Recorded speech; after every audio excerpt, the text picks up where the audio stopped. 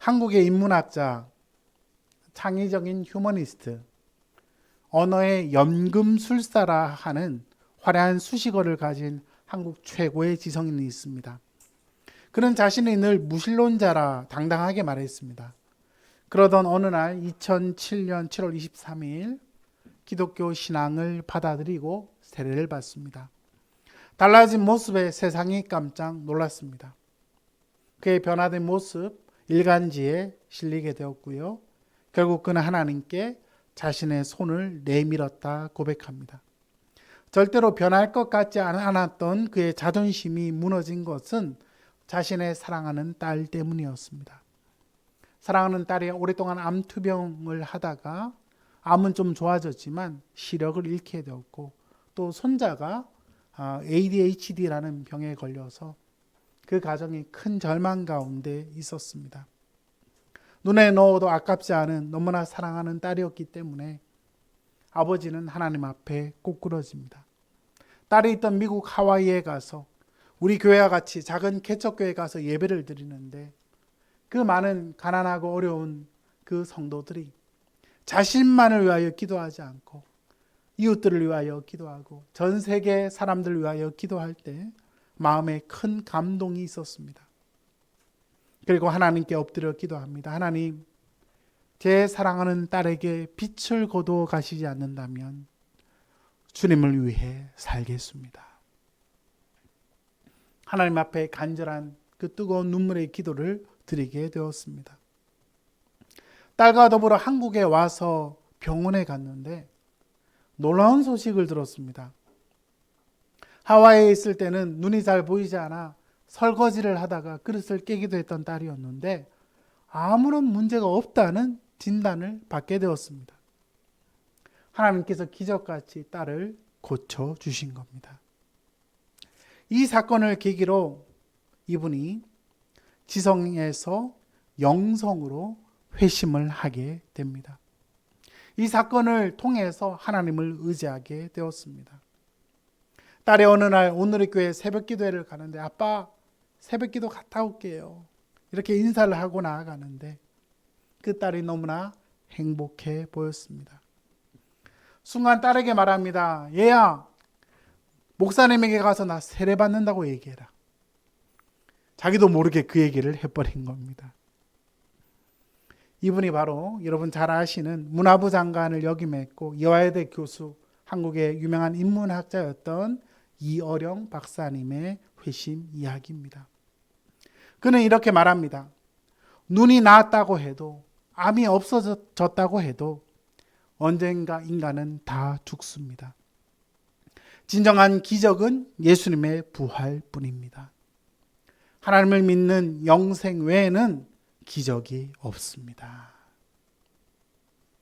그는 이 아름다운 고백, 그가 회심한 이후에 많은 곳을 다니며 강연해서 정말 C.S. 루이스처럼 많은 사람들을 주께 돌아오게 하는 복음의 통로로 쓰임받게 된 것이죠. 여러분, 진정한 기적은요, 병이 낫는 것보다 더 큰 기적은 하나님이 믿어지는 겁니다. 내 죄를 사하신 예수님이 믿어지는 것. 우리가 찬양한 것처럼 진짜 행복은 하나님을 믿는 것입니다. 시대의 지성인이라 할지라도 우리는 거듭나야 합니다. 많은 책을 읽고 지었다 할지라도 우리는 거듭나야 합니다. 교회를 오래 다녀도 거듭나야 합니다. 성경 지식이 많아도 거듭나야 합니다. 하나님을 알지 못하고 살았다면 진정 거듭나야 합니다. 거듭남이란 마음의 약간의 변화를 의미하지 않습니다. 영혼이 완전히 새로워지는 겁니다. 무엇을 추구하는 게 아니라 완전한 새 생명을 누리는 것이죠. 거듭남은 건물에 낡은 페인트를 칠하는 것이 아닙니다. 집을 아예 무너뜨리고 완전한 새로운 구조물로 짓는 것입니다. 여러분, 그런 사람이 온전한 새 피조물이죠. 옛 생명이 무너지고 새 생명이 세워지는 삶. 저는 바라기는 이 거듭남의 은혜가 우리 모두, 여러분 모두에게 임하기를 예수 그리스도 이름으로 축복합니다. 당신은 거듭나야 합니다라는 제목으로 말씀의 은혜 받기를 원합니다. 오늘 첫 번째로 살펴볼 것은 밤에 찾아온 한 손님 니고데모에 관한 소개입니다. 밤에 한 손님이 예수님을 찾습니다. 그는 니고데모입니다. 1절 말씀 보시면요. 그런데 바리새인 중에 니고데모라 하는 사람이 있으니 유대인의 지도자라. 니고데모는요, 바리새인이었습니다. 그럼 바리새인이라는 이 단어의 뜻은 문자 그대로 분리된 자, 분리주의자라는 뜻을 갖고 있습니다. 당시에 로마 권력에 의지한 사두개파와 다르고 독립운동을 했던 열심당과도 다른 사람들, 하나님 말씀을 깊이 묵상하고 모세 율법과 전통을 귀하게 생각했던 사람들이 바로 바리새인이었습니다. 그들은 도덕적 오염으로부터 벗어나 거룩한 삶을 추구하던 자들이었죠. 예수님으로부터 독사의 자식들아 막 쌍욕을 들었기 때문에 우리는 바리새인 하면 부정적으로 보는 경향이 있지만 성경 당시의 역사를 공부해 보면 바리새인들은요, 유대인들에게 큰 존경을 받던 사람들이었습니다. 율법에 따르면 율법을 따르는 경건한 자였는데 10절 말씀 보시면 예수님은 니고데모를 향하여 이스라엘의 선생이다 이렇게 말씀합니다. 당시에는 여러분 그 유대의 율법학자 중에 힐렐이라는 학자가 있었고 샴마이라는 학자가 있었고 바울의 스승이었던 가말리엘 같은 아주 위대한 선생들이 있었는데 바로 니고데모는 이들의 버금가는 선생이었던 것으로 우리는 추정합니다. 이 사람은 바리새인인 동시에 그는 유대인의 지도자였습니다. 여러분 성경 각주에 보시면 사내들인 공의의 회원 중 한 사람이었다 되어 있습니다. 오늘날로 말하면 국회의원이었습니다. 여러분 국회의원이 얼마나 여러분 사람들에게 존경받고 신뢰를 얻어야 할 수 있는 것이 국회의원 아닙니까? 이 사람은 바리새인이었기 때문에 성경 지식이 가득했고요. 성경을 속속들이 알고 있었습니다. 또 사람들에게 문제가 생기면 성경적으로나 또 정치적으로나 사이다 발언을 해주는 속 시원한 정치인이기도 했습니다. 우리 젊은 아이들이 이런 사람을 가르쳐 말하기를 여러분 인싸라 그러죠. 인싸. 맞습니까? 예, 요즘 애들은 인싸라 그러더라고요. 그런데 그의 마음은 공허했습니다. 공허한 무언가를 채우고 싶었습니다. 예수님에 관한 소문을 듣습니다. 온 나라의 대화 주제가 예수님에 관한 이야기입니다. 예수님의 심오한 가르침에 관한 이야기도 들었습니다. 병든 자를 살리시는 이적에 대한 소문도 들었습니다. 그래서 수많은 사람들이 예수님을 따랐습니다.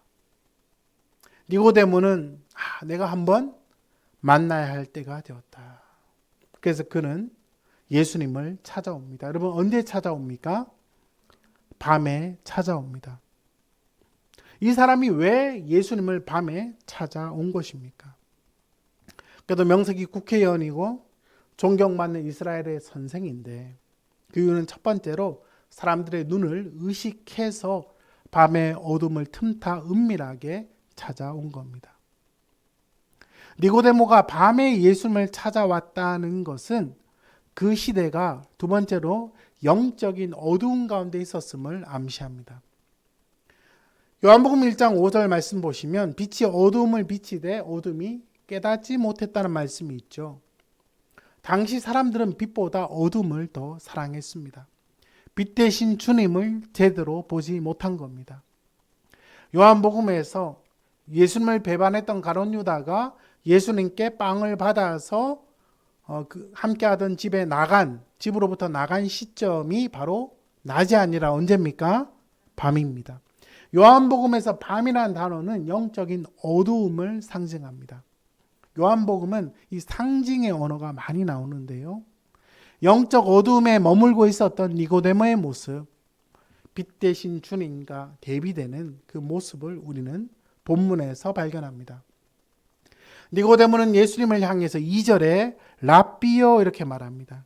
랍비여, 우리는 당신이 하나님께로부터 온 선생님을 압니다. 존경을 담은 호칭으로 예수님을 부릅니다. 예수님께서 많은 표적을 행하셨기 때문에 그것은 하나님께서 함께 하셔야만 가능한 일입니다. 그는 그렇게 고백합니다. 그런데 니고데모는요, 예수님을 향하여 랍비다, 선생이라 고백합니다.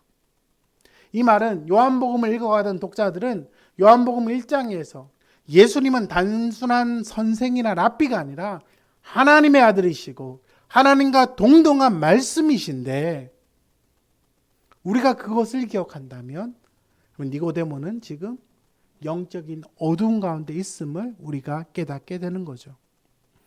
태초부터 계신 하나님이신 예수님을 그는 잘 모르고 있었던 겁니다. 여러분은 인생을 살아가며 답을 찾고 계십니까? 삶의 의미를 찾다가 지쳐 있습니까? 나름 사회적으로 성공한 이력을 갖고 있지만 영적인 어둠 가운데 헤매고 있지는 않습니까? 여러분, 우리의 인생의 유일한 답이신 예수 그리스도를 바라볼 수 있기를 바랍니다. 온 세상을 지혜로 창조하신 예수님, 예수님 안에 인생의 답이 있고 예수님 안에 인생의 길이 있고 예수님 안에 참 진리가 있음을, 진리 자체이신 예수님을 바라보시기를 바랍니다. 사회적인 성공, 사람들의 박수갈채 속에서 여러분 그 마음은요 채워지지 않습니다. 남 모르는 답답한 길을 가고 있다면 니고데모에게 예수님이 필요한 것처럼 우리에게도 예수님이 필요한 것입니다. 두 번째로 우리가 살펴볼 것은 바로 예수님이 니고데모에게 말씀하시는 대답입니다. 그 내용은 거듭나야 한다. 일타 강사이신 예수님, 가장 위대하신 예수님께서, 천지를 창조하신 예수님께서 니고데모의 형편을 정확하게 보시면서 3절 말씀에서 이렇게 말씀합니다. 함께 있습니다. 예수께서 대답하여 이르시되 진실로 진실로 내게 이르노니 사람이 거듭나지 아니하면 하나님 나라를 볼 수 없느니라. 아멘. 사회적으로 존경받는 사람이었지만 하나님 나라를 보려면 뭐 해야 한다? 거듭나야 한다. 이 말을 듣던 니고데모는 망치로 머리를 한 대 맞는 느낌이었을 겁니다. 그래도 내가 명색이 이스라엘의 선생인데 주님은 너가 거듭나야 한다. 당신이 거듭나야 한다. 다시 시작해야 한다고 말씀하고 있습니다. 그는 이스라엘의 랍비였고 존경받는 정치인이었지만 하나님 나라를 볼 수 없었습니다. 우리 주님은 니고데모의 마음을 꿰뚫어 보시면서 그가 필요한 것을 정확하게 말씀하고 있습니다. 특별히 우리 주님은요, 진실로 진실로 내게 이르노니 이렇게 말씀하시죠. 그래서 진실로라는 단어는 헬라어로 아멘입니다. 아멘. 우리 목사님들이 설교하면 여러분들이 아멘. 여러분 이 말은요, 그렇습니다, 진실입니다, 사실입니다 이런 뜻이 아니겠습니까?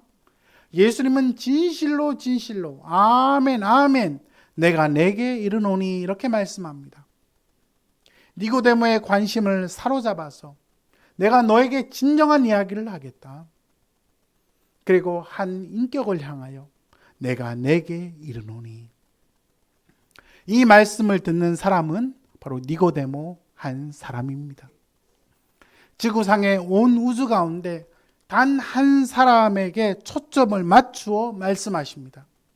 우리가 하나님 말씀을 들을 때 여러분 여러 회중들과 더불어 말씀을 들어도요, 하나님은 전 세계 단 하나밖에 없는 나에게 말씀하시는 것처럼 말씀하십니다.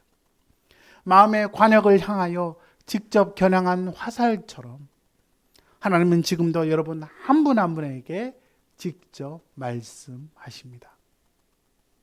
성경에서 가장 유명한 구절이 있다면 요한복음 3장 16절이죠.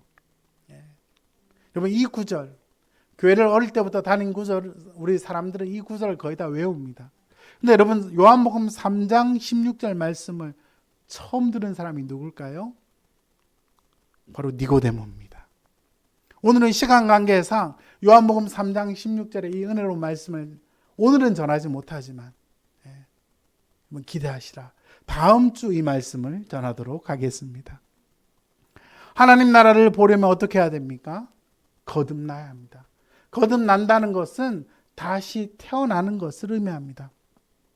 그래서 거듭난다는 단어, 헬라어 단어는 아노텐인데, 이 아노텐이라는 단어는 표면적으로 보면 거듭, 다시라는 뜻이 있지만 첫 번째로 새롭게 태어난다는 의미가 있습니다. 한번 따라 합시다. 새롭게 태어난다. 하나님 나라를 보려면 영적으로 죽었던 사람이 새롭게 다시 태어나야 한다. 하나님으로부터 새 생명을 받아야 한다 말씀합니다. 두 번째 아노텐이라는 단어는 위로부터 태어나는 것을 의미합니다. 거듭남의 기원은 하늘로부터 이루어지는 거죠.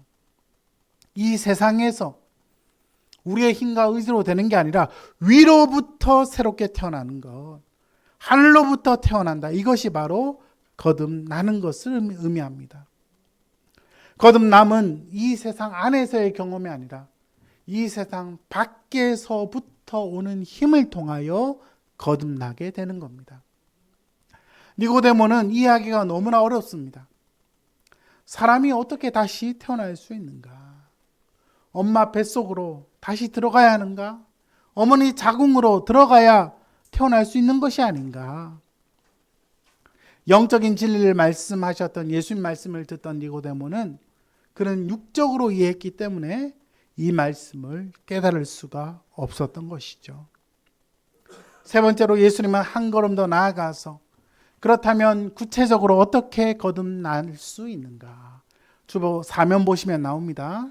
예수님은 더 구체적으로 말씀하십니다. 여러분 5절 말씀 우리 한 목소리로 함께 읽습니다.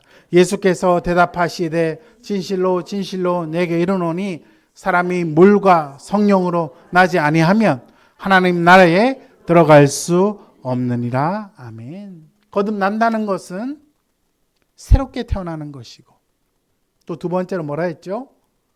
위로부터 태어나는 것이다. 근데 여러분 이 일은요 어떻게 누구를 통해 이루어집니까? 물과 성령으로 태어나야 된다. 물과 성령으로 태어난다는 이 본문을 신학자들은 여러 가지로 해석하지만 핵심은요 바로 성령으로 되어지는 일임을 의미하는 겁니다. 인간의 힘으로는 불가능합니다. 하나님께서 성령으로 말미암아 행하시는 신적 사건을 통하여 거듭나는데 성령께서 행하시는 사건은 크게 두 가지 의미가 있습니다. 첫 번째, 거듭남이란 물로 깨끗하게 씻어지는 사건입니다. 물과 성령으로 거듭난다는 이 말은 바로 깨끗하게 물로 씻겨져야 한다. 바로 성령이 영혼을 깨끗하게 씻어주십니다. 인간은 죄로 오염되어 있습니다. 로마서 3장 10절에 의인은 없나니 하나도 없다. 아무리 도덕적인 것 같아도 하나님 기준으로 보면 모두 치우쳐 있는 연약한 존재입니다. 사람이 거듭나려면 죄로 인해 더러워진 존재가 씻음을 받아야 하는데 에스겔 선지자는 에스겔 36장 25절에 맑은 물을 너에게 뿌려서 너희로 뭐하게 한다? 정결하게 한다. 인간의 마음속에 지워지지 않는 얼룩과 죄의 흔적을 성령께서 깨끗하게 하신다는 겁니다. 한 목사님의 간증입니다. 이 목사님께서 청년 수련회를 인도하러 가셨는데 이렇게 여러분 말씀을 듣는 성도들을 보면 그렇죠? 말씀을 소리로만 듣는 게 아니라 눈으로도 듣고 마음으로 듣는데 저 뒤에 있는 어느 성도가요. 고개를 푹 숙이고 있는 거예요. 청년이 고개를 숙이고 정말 말씀에 집중하지 않는 모습을 계속 보여주는데 여러분 설교자가 그런 청년을 보면 마음이 얼마나 안쓰러울까요? 수련회 중에 잠시 이렇게 산책하는 시간이 있었는데 이 학생과 대화할 기회가 있었습니다. 학생 이렇게 말을 걸려고 하는데 말을 거는데 이 학생이 말하길 목사님 저를 건들지 마세요. 저한테는 아무 말 하지 마세요. 저는 다 포기한 사람입니다. 이러면서 얘기하기를 원치 않았습니다. 그러다가 어떻게 해서 그 학생이 마음의 문을 열고 대화를 하기 시작하는데 알고 보니까 자신이 학생 시절에 고등학교를 입학하기 위해서 열심히 기도하며 공부를 하는데 성적이 안 오르는 겁니다. 여러분 옛날에는 고등학교도 시험 봐서 갔잖아요. 그죠? 우리 때도 그랬고. 그래서 이 학생이 하나님께 기도하다가 성적이 안 올라가니까 여러분 그 학생들이 참 특이한 게 있나 봐요. 이 학생이 똘끼가 있어서 하나님께 기도를 안 하고 사탄에게 기도를 하기 시작했습니다. 근데 놀라운 사실은 그 후부터 성적이 올라가서 원하는 학교에 진학을 했다는 겁니다.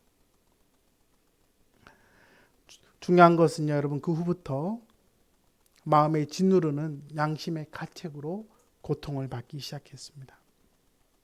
나는 사탄에게 기도해서 응답받은 한심한 놈. 교회를 다니기는 했지만 용서받지 못할 죄를 지었다는 그 죄책감으로 자포자기하며 절망 속에 살았던 것입니다. 여러분 참 별 사람이 다 있습니다. 그죠? 그러자 목사님께서 이 학생과 대화를 하는 과정 속에 학생, 여기에 평영 저울이 있다고 한번 가정해보자. 학생이 사탄에게 기도했던 그 죄의 항목을 올려놓으면 저울이 어느 쪽으로 기울까? 예, 그쪽으로 기울겠죠. 이렇게 기울지 않겠습니까? 그러면 반대편에 형제의 죄를 대신하여 십자가에 피 흘려 죽으신 예수님의 보배로운 피를 올려놓으면 어디로 기울까? 그 학생이 한참 생각에 잠기더니 갑자기 눈이 반짝반짝하기 시작하는 거예요. 목사님, 예수님의 십자가 보혈 쪽으로 기울겠군요. 할렐루야. 네. 십자가의 보혈의 은혜로 그 학생 안에 하나님의 새로운 일이 일어나게 된 것입니다. 사람의 능력으로 할 수 없는 일을 성령님은 하십니다. 아멘. 십자가의 보혈의 피는 우리의 죄악, 모든 죄악, 도저히 용서받을 수 없을 것 같은 죄악도 우리 하나님은 용서하십니다.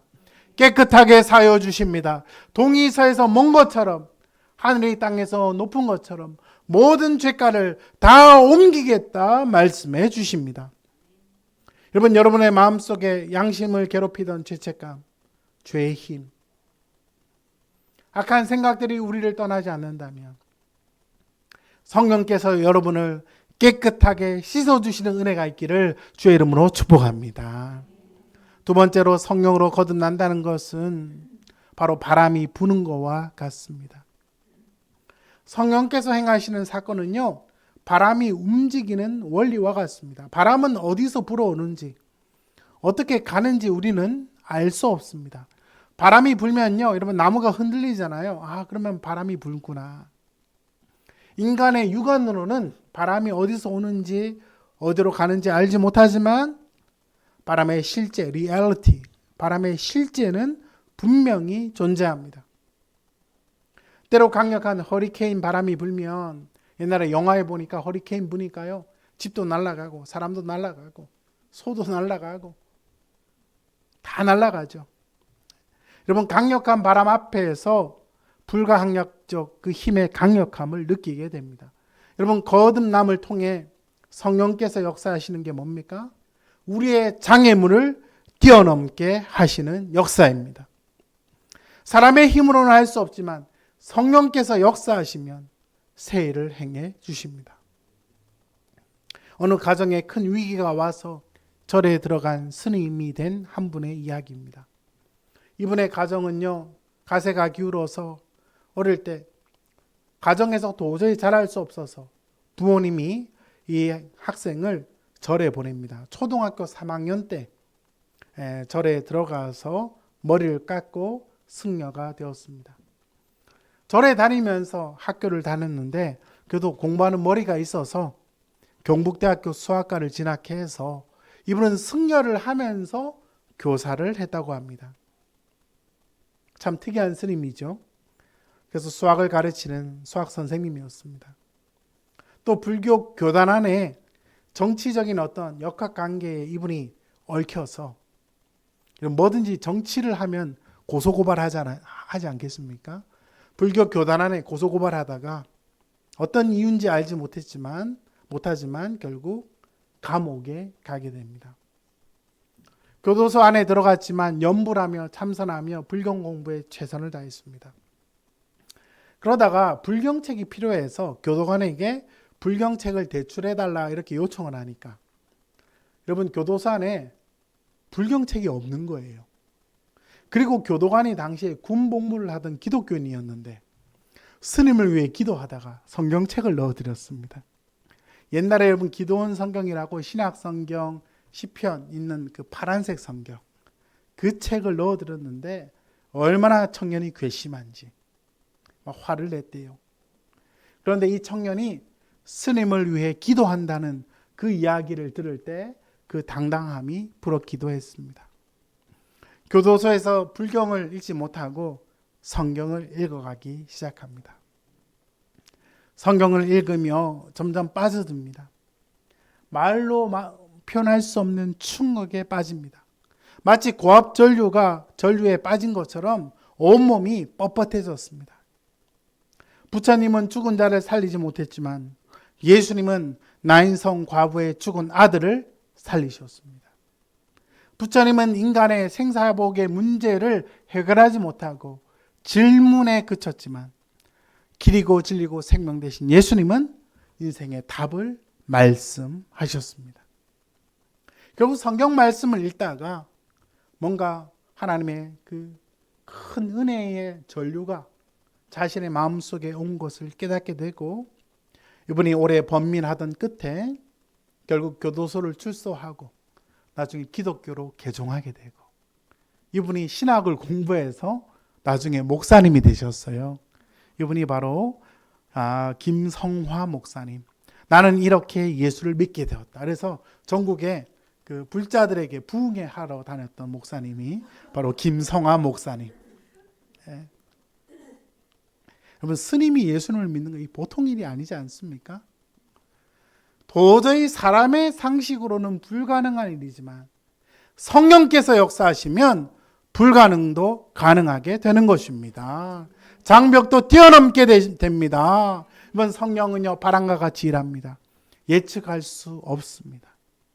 성령이 임하시면 불가능한 장벽을 뛰어넘고 도저히 바뀔 것 같지 않던 사람도 성령이 만져주시면 새로운 변화를 경험하는데 여러분 성령께서 오시면 하나님이 우리에게 새로운 심장을 이식시켜 주십니다. 영적인 새 심장을 이식시켜 주어서 그리스도의 생명이 우리에게 약동하도록 역사해 주신다는 겁니다. 제가 일전에 한번 소개했죠. 제가 아는 목사님, 그분이 목사 아들인데요. 네, 교회 다니기 너무 싫어해가지고요. 네, 교회 수련회 할 때 도망갔답니다. 텐트 치고 지리산 밑에 텐트를 쳤는데 내가 교회는 다시 가지 않으리라. 하도 우리 아버지 교회 오라 하니까. 근데 여러분 텐트 치고 이제 라면 끓여 먹으려고 하는데 등대기에서 뭔가 뜨거운 게 왔대요. 그래서 너무 뜨거워서 뒤를 돌아봤대요. 불이 났나? 여러분 등으로부터 하나님의 뜨거움이 막 전달되기 시작하는데 성령께서 오신 거예요. 그래서 보니까 도망도 함부로 못 갈 것 같습니다. 성령께서 오셔서 뜨거움으로 찾아오셔서 하나님 앞에 회개하고 나중에 이분이 신학교 가서요. 나중에 목사님이 되셨습니다. 우리 희원이 어릴 때 주일학교 지도해 주셨던 배철웅 목사님이라고 지금도 목회 잘하고 계십니다. 여러분 성령님은요. 바람과 같이 역사하십니다. 도저히 변할 것 같지 않던 사람도 하나님이 한번 터치하시면 새 일을 이루어 주십니다. 거듭난 자는 예수님을 영접합니다. 거듭난 자는 하나님의 자녀가 되는 권세를 얻습니다. 요한복음 1장 12절 13절 우리 한 목소리로 읽습니다. 영접하는 자 곧 그 이름을 믿는 자들에게는 하나님의 자녀가 되는 권세를 주었으니 이는 혈통으로나 육정으로나 사람의 뜻으로 나지 아니하고 오직 하나님께로부터 난 자들이니라. 아멘. 여러분 사도 요한은요 혈통으로 하나님의 자녀가 되는 게 아니라 말합니다. 혈통으로. 거듭남은 육체적 출생, 가족의 혈통과 무관합니다. 기독교 가정에 태어났다고 해서 자동 거듭나는 것은 아니죠. 물론 기독교 가정에 태어나면 부모의 기도를 받고 자라는 큰 축복이 있습니다. 그럼에도 불구하고 여러분은 거듭나야 합니다. 두 번째, 거듭남은 육정으로 되는 것이 아닙니다. 인간의 뜻이 아닙니다. 도덕적 노력, 종교적 행위로 되는 게 아니죠. 아무리 도덕적으로 훌륭해도 우리의 도덕성이 거듭남의 이유가 될 수 없습니다. 여러분, 수고하며 나름 노력하며 거듭나기를 원하는 분 계십니까? 여러분은 거듭나야 합니다. 세 번째로, 거듭남은 사람의 선택으로 되는 것이 결코 아닙니다. 우리의 인간의 의지는 죄에 묶여서 본성상 선한 뜻을 행할 수가 없습니다. 우리는 본성적으로 빛보다 어둠을 더 사랑하는 자죠. 사탄의 나라에 갇혀있던 자들입니다. 우리의 죄성과 씨름하는 분들이 계십니까? 여러분들은 거듭나야 합니다. 여러분, 거듭남은 우리 안에 이루어지는 게 아니라 하나님의 개입으로 가능한 일임을 믿습니다. 하나님이 역사하셔야 됩니다. 위로부터 거듭나야 합니다. 교회를 열심히 다니고 참석하지만 하나님을 믿는 것이 내 인생의 부분적이라 느끼는 분들이 계십니까? 오늘 말씀을 들으면서 하나님께서 여러분의 영혼을 거듭나게 하시는 역사가 있기를 축복합니다. 거듭나서 새로운 인생 살기를 원하지만 아직 결단을 하지 못한 분들이 계십니까? 우리가 할 수 있는 것은 아무것도 없습니다. 오직 성령으로 말미암아 하나님이 새 일을 행해 주셔야 합니다. 우리가 할 수 있는 유일한 한 가지는 내가 아무것도 할 수 없다는 것을, 우리의 무능력함을 인정하는 일입니다. 우리의 의지와 힘으로 가능하지 않습니다. 우리의 무능함을 인정하고 하나님을 바라볼 수 있기를 바랍니다.